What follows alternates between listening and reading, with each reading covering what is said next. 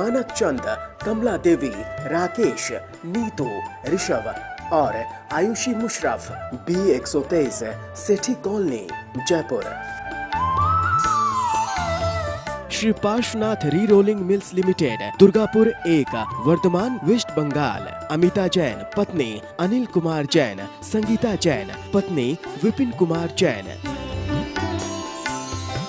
स्वर्गीय माता सीतावंती, धर्मपत्नी स्वर्गीय मास्टर नथु राम जी मुन्हानी की स्मृति में Shri Surinder Jain, Kanta Jain, Shri Ashok Jain, Neelam Jain, Shri Pankaj Jain, Amita Jain, Shri Rajneesh Jain, Deepika Jain, Shri Rishabh Jain, Mudit Jain, SKJ rubber corporation, Delhi. Shrimati Rani Jain, JP Jain, Prerna Jain, Surat, Gujarat. Pushpa Devi Musharaf, Arun Kumar, Amita, Ankesh, Payanshi Jain, D43, Devnagar, Tonk road, Jaipur. जय जिनेन्द्र तज्जयति परम ज्योति समं समस्तैरनंत पर्यायैः दर्पण तलैव सकला प्रतिफलति पदार्थमालिका यत्र। पंच परमेष्ठी भगवान की जय। पिछली ज्ञानशाला में अतिचारों का वर्णन प्रारंभ हो गया था। अतिचार का मतलब सम्यक दर्शन, 12 व्रत और सल्लेखना, ये हुई 14। इन सबके 5-5 अतिचार। अतिचार माने दोष। इनमें जो दोष रखते हैं उनकी चर्चा प्रारंभ पिछली ज्ञानशाला में हुई थी और उसके साथ ही सम्यक दर्शन के 5 अतिचारों का वर्णन भी हो गया था। अब आज इस ज्ञानशाला में अहिंसाणुव्रत और सत्याणुव्रत के 5-5 अतिचारों की चर्चा आचार्य करेंगे। आइए श्लोक नंबर 183 देखें। छेदन ताड़न बंधा, छेदन ताड़न बंधा, भारस्यारोपणं समधिकस्य, भारस्यारोपणं समधिकस्य, पानान्नयोश्च रोधः, पानान्नयोश्च रोधः, पंचाहिंसाव्रतस्येति, पंचाहिंसाव्रतस्येति। बोलिए। छेदन ताड़न बंधा भारस्यारोपणं समधिकस्य, पानान्नयोश्च रोधः पंचाहिंसाव्रतस्येति। अहिंसाणुव्रत के 5 अतिचार। 5 अतिचार माने दोष। ऐसे दोष जिनसे व्रत में दोष तो लगता है पर व्रत पूर्ण भंग नहीं होता, उन्हें हम कहते हैं अतिचार। देखें, पहला अतिचार छेदन अर्थात छेदना, किसी के अंग आदिकों का छेदना। ताड़न पीटना अर्थात चाबुक डंडे आदि से मारना।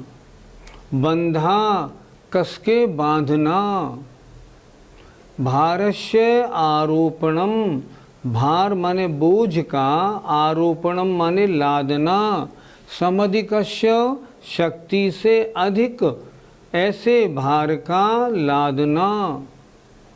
और पान अन्नयोः च रोधः, पान माने पीने का, अन्न माने खाने का, रोध माने रोकना अर्थात अन्न पान समय पर नहीं देना। ये पंच माने 5 अहिंसा व्रतस्य, अहिंसाणुव्रत के अतिचार हैं। अहिंसाणुव्रत वाला अगर इन कार्यों को करता है तो उसके व्रत में दोष लगेगा। फिर देखें एक बार, छेदन छेदना, ताड़न पीटना मारना, बंधा कसके बांधना, भारस्य आरोपणम समधिकस्य अर्थात शक्ति से अधिक भार का लादना, और पान और अन्न पान का रोकना, इस तरह ये 5 अहिंसानुव्रत के अतिचार हैं। इन कार्यों के करने से अहिंसानुव्रत में दोष लगता है। पंडित जी, हमें छेदन अतिचार से क्या समझना चाहिए? अपने स्वार्थ के लिए या किसी गलत भावना से किसी के अंगों का, नाक कान आदि का छेदना, ये छेदन अतिचार है। जैसे बैल होते हैं, घोड़े होते हैं, उनके नाक आदि को नकेल डालने के लिए छेदना पड़ता है। अहिंसानुवृत्ति इन कार्यों को नहीं करता। अगर वो करता है, इस तरह छेद करेगा, तो छेदन नाम का अतिचार उसके व्रत में लगता है। लेकिन एक बात और भी है, जैसे बच्चियों की सुंदरता के लिए नाक कान छेदे जाते हैं, ये छेदना छेदन नाम का अतिचार नहीं है, क्योंकि ना तो इसमें अपना स्वार्थ है न दुर्भावना। इसलिए गलत भावना के साथ या स्वार्थ सिद्धि के लिए बैल, घोड़े आदि के नाक को छेदना छेदन नाम का अतिचार है। पंडित जी, ताड़न अतिचार से हमें क्या समझना चाहिए?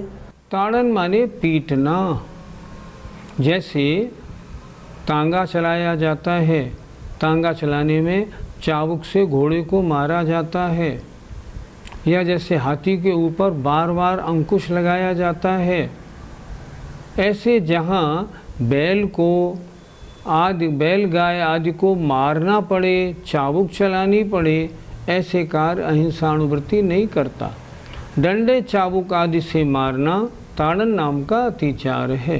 पंडित जी, हमें बंद अतिचार से यहाँ क्या समझना चाहिए?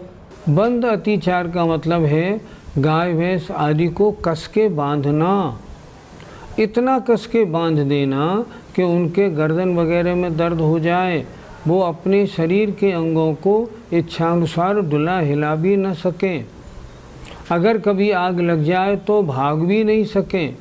इसे कहते हैं बंध नाम का अतिचार।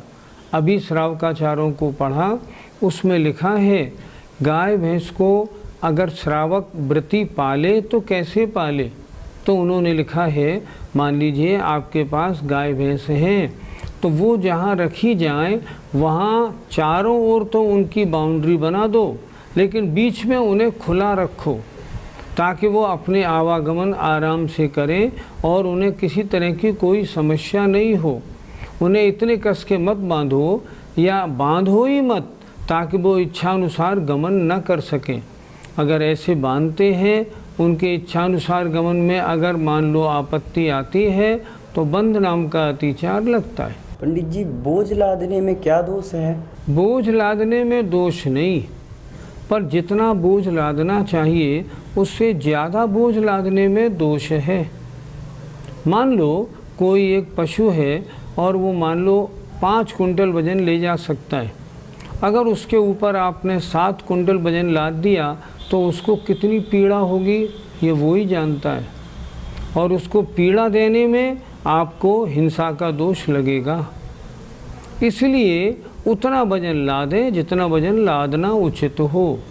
तांगे में 4 सवारियां बैठती हैं, उसे घोड़ा आराम से ले जाता है।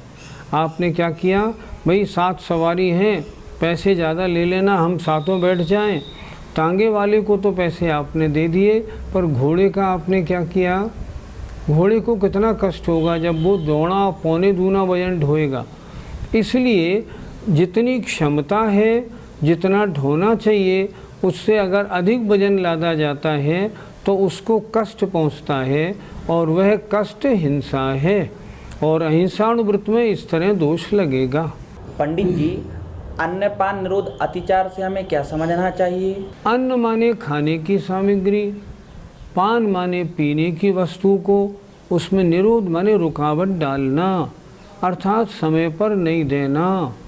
मान लीजिए कोई जानवर है, उसको सुबह 6 बजे भोजन देना चाहिए, 6 बजे भोजन नहीं देना, उसका भूस वगैरह उसको सुबह नहीं देना, उनके पानी की व्यवस्था नहीं हो, गर्मी का मौसम है, वो छटपटाएं, कितना कष्ट होगा उनको। ये अन्नपान निरोध नाम का अतिचार है। दूसरा, मान लो नौकर है और आपके यहाँ कुछ मेहमान आ गए हैं, बर्तन मांजने वाला है, उसको आप रोज़ाना 12 बजे भोजन देती हैं। आपने उससे कह दिया सारा काम निपटा तब भोजन दूंगी। सारे काम निपटाने में अगर उसको 1-1:30 बज गया तो 1-1.5 घंटे जो उसको भूखे रहने में कष्ट हुआ आपके कारण हुआ। अहिंसाणु व्रत में दोष लगेगा। कोई ऐसा कार्य न करे जिसके करने से दूसरे के दिल को दुख पहुँचे, अन्यथा हिंसा लगेगी, अहिंसाणु व्रत में दोष लगेगा। और एक बात ध्यान रखें, अहिंसाणु व्रत के ये दोष मात्र पशुओं से संबंधित नहीं हैं, इंसान से भी संबंधित हैं। और ये भी नहीं समझें कि मात्र 5 ही हैं। 5 के अलावा और भी आपके ऐसे कोई कार्य जिनसे दूसरे के परिणामों को ठेस पहुँचे ज़बरदस्त, वो भी अहिंसाणु व्रत में अतिचार में आते हैं। व्यवहार ऐसा रखें जो किसी को आपके किसी व्यवहार से कोई धक्का ना लगे। अहिंसाणु व्रत के 5 अतिचारों का वर्णन हुआ। अब सत्याणु व्रत के 5 अतिचार कौन से हैं, आचार्य बताते हैं। मिथ्योपदेश दानम, मिथ्योपदेश दानम, रहसोभ्याख्यान कूटलेख कृति, रहसोभ्याख्यान कूटलेख कृति, न्यासापहार वचनम, न्यासापहार वचनम, साकार मंत्र भेदश्च, साकार मंत्र भेदश्च। बोलिए। मिथ्योपदेश दानम, रहसो व्याख्यान कूटलेख कृति, न्यासापहार वचनम, साकार मंत्र भेदश्च। मिथ्या उपदेश दानम, झूठे उपदेश देना। सत्याणु व्रत के 5 अतिचार हैं। पहला अतिचार झूठे उपदेश देना। रहसो व्याख्यान अर्थात एकांत की बातों का प्रकट कर देना। रहसो रहस्य की बातें, जो बातें गुप्त हैं ऐसी बातों को कह देना। कूट लेख कृति, झूठे लेख लिखना। चौथा न्यासापहार वचनम, न्यासापहार न्यास माने धरोहर के, अपहरण के वचन बोलना, किसी की धरोहर हड़प जाना। और साकार मंत्र भेद, किसी के इशारे से बात समझकर उसको लीक कर देना। सत्याणु व्रत के 5 अतिचार हैं। ऐसा वचन न बोलें जिन वचनों के बोलने से सामने वाला पाप प्रवृत्ति कर जाए या सामने वाले के दिल को दुख पहुंच जाए। अगर ऐसे वचन बोलते हैं तो अतिचार में आते हैं। देखें, झूठा उपदेश देना। दूसरा रहसो व्याख्यान, रहस्य माने रहस्य की बातों को प्रकट कर देना। तीसरा कूट लेख कृति, झूठे लेख लिखना। चौथा न्यासापहार वचनम, न्यास माने धरोहर के हड़प जाने के वचन बोलना। और साकार मंत्र भेद, किसी के आकार या इशारे आदि से कोई बात समझकर लीक कर देना। ये सत्याणु व्रत के 5 अतिचार हैं। ऐसे वचन बोलने से सामने वाले के मन को धक्का पहुंचता है, कष्ट होता है, इसलिए सत्याणु व्रत में दोष लगेगा। पंडित जी, झूठे उपदेश देने से क्या समझा जाए? ऐसे झूठे उपदेश देना जिससे जीवों की पाप में प्रवृत्ति हो जाए। जैसे आलू में तो बड़े सूक्ष्म जीव होते हैं, आलू खाने से वो नहीं मरते, उनका घात ही नहीं होता। ये झूठा उपदेश है। जैसे रात्रि में पूजा करने का शास्त्रों में विधान है, रात्रि को 12 बजे, 10 बजे, 3 बजे पूजा करो, कोई आपत्ति नहीं। ये झूठे उपदेश हैं। अगर ऐसे उपदेश दिए जाते हैं तो इसमें झूठे उपदेश देने का असत्यानुव्रत में दोष लगता है। पंडित जी, रहस्यो व्याख्यान क्या होता है? किसी स्त्री पुरुष की कोई एकांत की बात आपने देख ली हो, कोई क्रिया आपने देख ली हो, उसके वो सबके सामने लीक कर देना। आज हमने उसको ऐसा देखा है, शर्म भी तो नहीं आती, ये ऐसी बात करना रहस्यो व्याख्यान नाम का अतिचार है। ऐसे वचन ना बोलें जिससे किसी को कष्ट पहुँचे। ऐसे वचन बोलना असत्य है और सत्यानुव्रत में अतिचार दोष लगेगा। पंडित जी, कूटलेख क्रिया से हमें क्या समझना चाहिए? कूटलेख क्रिया का मतलब है झूठे लेख लिखना। लेखों में ऐसी बातें लिख देना जो आगम सम्मत नहीं हो, या किसी की झूठी गवाही देना, या ऐसी बातें बताना जिनका किसी से कोई संबंध नहीं और अपनी तरफ से उन बातों को कह देना, ये सब कहलाता है कूटलेख क्रिया। आपने किसी के नाम का फर्जी पत्र बना दिया, किसी के नाम की फर्जी रसीद बना दी और वो पेश कर दी, ये कूटलेख क्रिया है। सामने वाले को इससे बहुत कष्ट होता है। पंडित जी, धरोहर हड़पने से क्या समझा जाए? किसी व्यक्ति को रुपए की आवश्यकता पड़ी, आपके पास अपनी पत्नी की 6 चूड़ियाँ रख गया सोने की और आपसे मान लो 10,000 रुपये ले गया। साल 2 साल 3 साल बाद वो आया, उसने आपको 10,000 रुपये दिए और उसके साथ में ब्याज भी दिया। आपसे बोला, मैं आपके यहाँ 4 चूड़ी रख गया था, वो मेरी वापस कर दीजिए। हाँ, अपनी 4 चूड़ियाँ ले जाओ। रख तो गया था 6, लेकिन उसकी 4 चूड़ी उसको वापस करना। लो भैया, अपनी 4 ले जाओ। अगर ऐसा उसकी धरोहर को हड़पने वाले वचन बोलते हैं, सत्यानुव्रत में दोष है। तो क्या करें? उनने 4 मांगी, हमने 4 दे दी। नहीं, उसको बोलें, भैया आपने 6 रखी थी, 4 कैसे बोलते हो? आप भूल गए, मेरे तो आपके नाम से 6 रखी हैं, 6 ले जाओ। अगर कोई व्यापारी आपसे हिसाब मिलाने बैठे और मान लो उसका माल 10 बार आया हो, 9 बार उसने लिखा, 1 बार का लिखना भूल गया, आपके यहाँ 10 बार का लिखा है, तो आपको ये बोलना चाहिए, भैया एक आइटम और आया है, वो आपने नहीं लिखा, उसको लिख लो, मेरे से तो पूरे पैसे ले जाओ। अगर ऐसा नहीं करते हैं आप, तो न्यासापहार वचन सत्यानुव्रत में वृत्ति को दोष लगता है। पंडित जी, साकार मंत्र भेद से हमें क्या समझना चाहिए? कोई व्यक्ति मोबाइल या फ़ोन से बात कर रहा है, मान लीजिए वो फ़ोन आपके फ़ोन से जुड़ गया है, आपने उसकी कोई बातें गुपचुप सुन ली हैं। अगर उन बातों को लीक कर देते हैं तो साकार मंत्र भेद नाम का दोष लगता है। कोई व्यक्ति इशारे आदि के द्वारा किसी से कोई बात कह रहा है, आपने उसकी बात समझ ली है और समझने के बाद अगर लीक कर दी है तो साकार मंत्र भेद नाम का दोष है। ऐसा करने पर सत्यानुव्रत में दोष लगेगा। पंडित जी, क्या और भी कोई ऐसे कार्य हैं जिनको करने से सत्यानुव्रत में दोष लगता हो?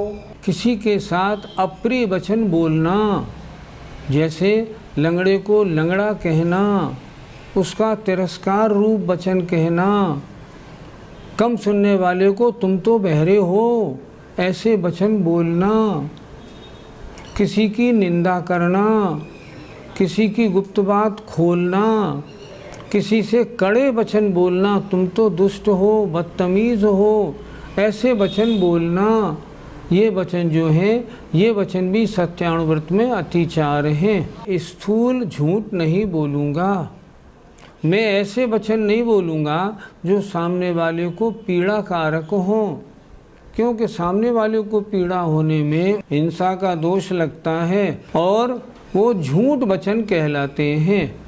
झूठ के भेदों में आचार्यों ने इन वचनों को भी लिखा है जो वचन अप्रिय हों, पाप सहित हों आदि वचन। किसी ने आपसे पूछा, मेरे यहाँ मोरी के पास बड़ी काई लग गई है, उस काई को कैसे छुड़ाऊँ? तो वो काई जो लगी है ना, वो जीव राशि है। आपने उसको बोला थोड़ा तेजाब लेके जगह को साफ कर दो, सब साफ हो जाएगा। आपके वचन सत्यानुव्रत में दोष माने जाएंगे। किसी ने कहा खटमल पड़ गए हैं, कैसे करें? आपने उसको रास्ता बताया, सत्यानुव्रत में दोष लगेगा। ऐसे कोई वचन नहीं बोले जो झूठ में आते हों या सत्यानुव्रत में दोष लगते हों। तो कैसे वचन बोले? हितकारी बोलो, सामने वाले का कल्याण हो, ऐसे वचन बोलने हैं। ज़्यादा भी नहीं बोलना, थोड़ा बोलना है, क्योंकि जो आदमी ज़्यादा बोलता है ना, वो झूठ बहुत बोलता है। इसलिए थोड़े बोलो। और कैसे बोले? सामने वाले को अच्छा लगे ऐसे बोलो। सामने वाला ये कहता हुआ जाए, ये बहुत मीठा बोलते हैं, बहुत अच्छा बोलते हैं, कितना ही इनके साथ गलत व्यवहार करो, ये कोई भी उल्टा सीधा वचन नहीं बोलते, इनका अपने वचनों पर बड़ा संयम है। ऐसे वचन बोलना सत्यानुव्रत है।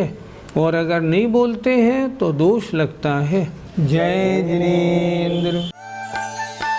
मानक चंद, कमला देवी, राकेश, नीतू, ऋषभ और Ayushi Musharaf, B123, Sethi colony, Jaipur. Shri Parshvanath re rolling mills limited, Durgapur 1, Vardhaman, west Bengal. Amita Jain, पत्नी अनिल कुमार जैन, संगीता जैन, पत्नी विपिन कुमार जैन। स्वर्गीय माता सीतावंती, धर्मपत्नी स्वर्गीय मास्टर नत्थू राम जी मुन्हानी की स्मृति में Shri Surinder Jain, Kanta Jain, Shri Ashok Jain, Neelam Jain, Shri Pankaj Jain, Amita Jain, Shri Rajneesh Jain, Deepika Jain, Shri Rishabh Jain, Mudit Jain, SKJ rubber corporation, Delhi. Shrimati Rani Jain, JP Jain, Prerna Jain, Surat, Gujarat. Pushpa Devi Musharaf, Arun Kumar, Amita, Ankesh, Payanshi Jain, D43, Devnagar, Tonk road, Jaipur.